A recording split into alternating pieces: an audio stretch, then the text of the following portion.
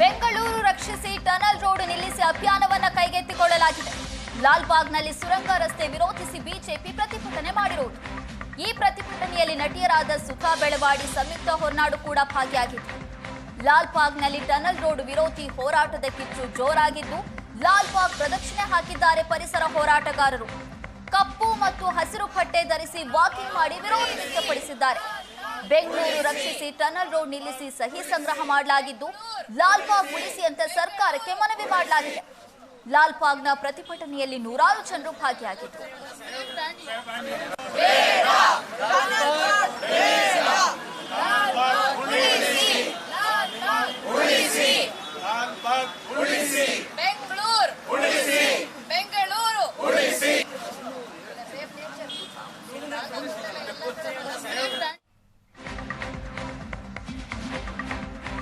BJP tunnel ವಿರೋಧಿ ನಡೆಗೆ CM Siddaramaiah ಕಿಡಿಕಾರಿದ್ದಾರೆ. ಬಿಜೆಪಿ ಅವರು ಕೇವಲ ರಾಜಕೀಯ ಮಾಡ್ತಿದ್ದಾರೆ ಅಷ್ಟೇ. ಅಶೋಕ್ ನೇತೃತ್ವದಲ್ಲಿ ಸಮಿತಿ ಮಾಡ್ತೀವಿ ಅಂತ ಡಿಸಿಎಂ ಹೇಳಿದ್ದಾರೆ. ಬೇರೆ ದೇಶಗಳಲ್ಲಿ ಟನಲ್ ಮಾಡಿದಾಗ ಏನಾದ್ರೂ ಸಮಸ್ಯೆ ಆಗಿದ್ಯಾ? ಟ್ರಾಫಿಕ್ ಕಡಿಮೆ ಮಾಡ್ತೀವಿ ಅಂದ್ರೆ ಜನ ಯಾಕೆ ವಿರೋಧ ಮಾಡ್ತಾರೆ? ಕಾರು, ಬೈಕು, ಬಸ್ ಎಲ್ಲರಿಗೂ ಅನುಕೂಲ ಆಗಲಿದೆ ಅಂತ ಸಿಎಂ ಸಿದ್ದರಾಮಯ್ಯ ಹೇಳಿರೋದು.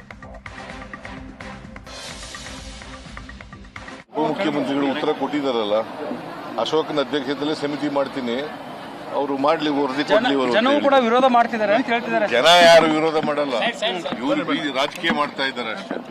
ಜನ ಯಾರು ವಿರೋಧ ಮಾಡಲ್ಲ.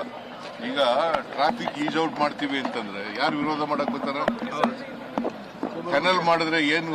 ಈಗ ಬೇರೆ ದೇಶಗಳಲ್ಲೆಲ್ಲ ಟನಲ್ಗಳು ಮಾಡಿದ್ದಾರೆ, ಅಲ್ಲೆಲ್ಲ ವಿರೋಧ ಮಾಡಿದಾರ ಸರ್? ಅಂದ್ರೆ ಇದು ಸಾಹುಕಾರ್ಗೆ ಅನುಕೂಲ ಆಗೋದಕ್ಕೆ ಮಾಸ್ಕರ ಮಾಡ್ತಿದ್ದಾರೆ ಅಂತ ಆರೋಪ ಸರ್.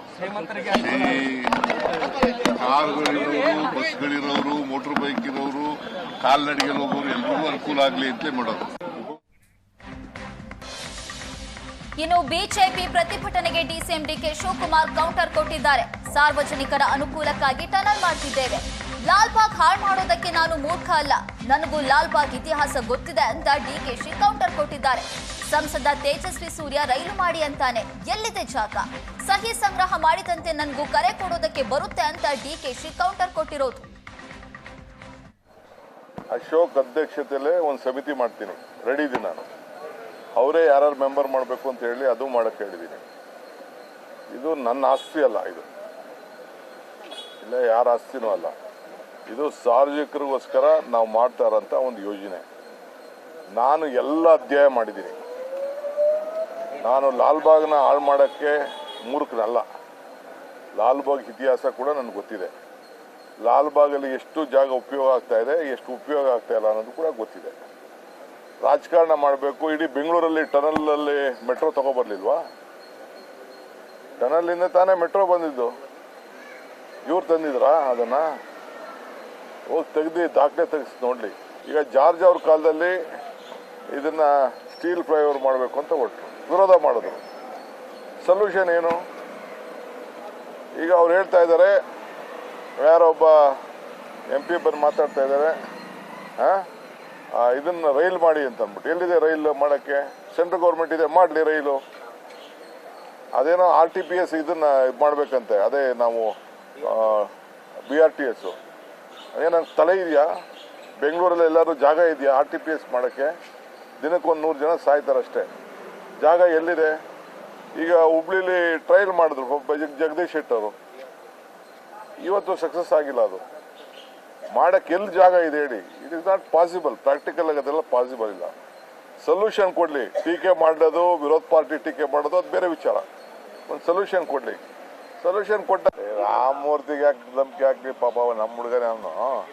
ತೇಜಸ್ವಿ ಸೂರ್ಯ ಏನು ಅವನಿಗೆ ಸ್ವಲ್ಪ ಅವನಿಗಿನ್ನ ಅವನು ದೊಡ್ಡ ಲೀಡ್ರು, ಭಾಳ ಅತಿ ಬುದ್ಧಿವಂತ. ಪಾಪ ಫ್ಲೈಟ್ ಡೋರ್ನೇ ಓಪನ್ ಮಾಡ್ಬಿಟ್ಟಿದ್ರು. ಅಲ್ಲೋಗಿ ಅಮೆರಿಕಾಗೆ ಹೋಗ್ಬಿಟ್ಟು ಇಂಟರ್ವ್ಯೂ ಇಲ್ಲದೆ, ಪಾಪ ಅವ್ರ ಪರ್ಮಿಷನ್ ಇಲ್ಲದೆ, ಪಾಪ ಇವರು ಯಾರು ವೈಟ್ ಹೌಸ್ ಟ್ರಂಪು ಮೀಟ್ ಮಾಡಕ್ಕೆ ಹೋಗಿ ಅಲ್ಲೆಲ್ಲ ಉಗಿಸ್ಕೊಂಡು ಬಂದಿದ್ದಾರೆ. ಆಮೇಲೆ ಕಾರ್ ಬೇಡ ಅಂತ ಹೇಳ್ತಿದ್ದ, ಬಂದು ನನ್ನ ಹತ್ರ ಒಂದು ಅರ್ಜಿ ಕೊಟ್ಬಿಟ್ಟು ಮದುವೆ ಆಯ್ತಾ ಇದ್ದೀನಿ ಅಂತ ಅಂದ್ಬಿಟ್ಟು ಒಂದು ಅರ್ಜಿ ಬೇರೆ ಕೊಟ್ಟು.